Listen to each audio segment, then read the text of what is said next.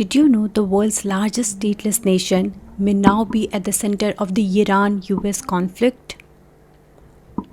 As tensions explode across West Asia, a group of fighters with no country of their own, the Kurds, are suddenly back in the spotlight.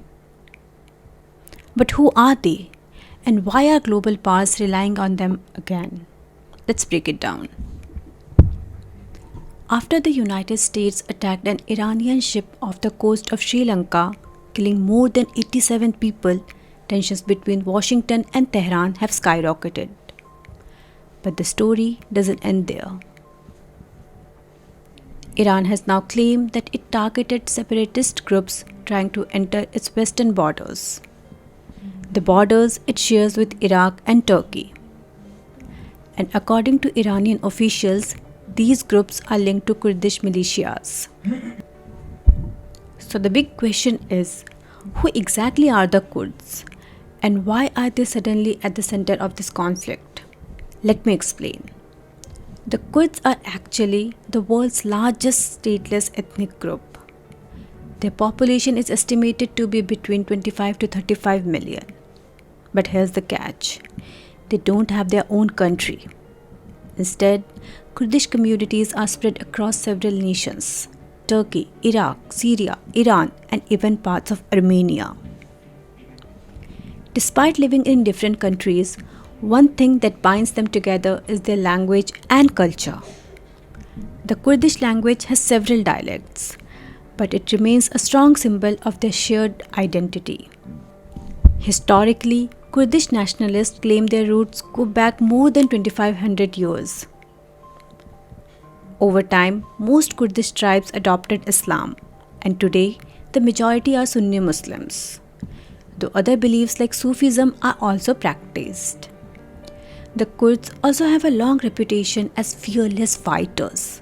Over centuries, many Kurdish warriors have fought as mercenaries in different armies. But the biggest dream has always been the same: an independent homeland called Kurdistan.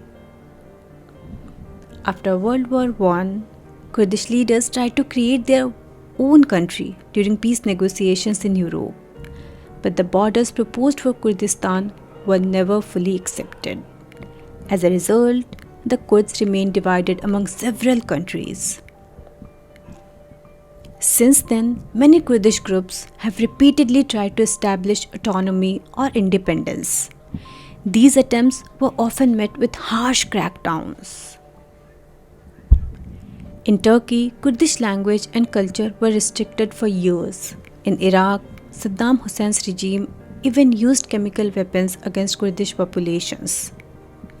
And in Iran, Kurdish uprisings during the 1980s and 1990s were also violently suppressed. Because of these struggles, some Kurdish groups became armed militias. One of the most well-known groups is the PKK, the Kurdistan Workers' Party. It was formed in 1978 with the aim of creating an independent Kurdistan. The PKK fought the Turkish army for decades in a conflict that killed around 40,000 people. Now let's talk about the United States' role. Over the years, the US has often seen Kurdish fighters as useful allies in the region. For example, during the rise of ISIS in Syria and Iraq, Kurdish militias were among the most effective forces fighting the terror group. In Syria, a Kurdish force called the YPG played a key role in pushing ISIS out of several territories.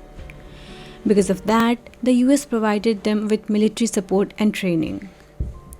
Later, the group expanded and became part of a broader alliance called the Syrian Democratic Forces, or the SDF. But this alliance has always been complicated. Turkey, a NATO member and a US ally, sees some Kurdish groups, especially those linked to the PKK, as terrorist organizations. So Washington has had to constantly balance its relations between Turkey and the Kurds. Recently, things were starting to change. After the fall of Bashar al-Assad government in Syria in 2024, a new government more friendly to the US came into power. This made Kurdish militias slightly less important for Washington's strategy.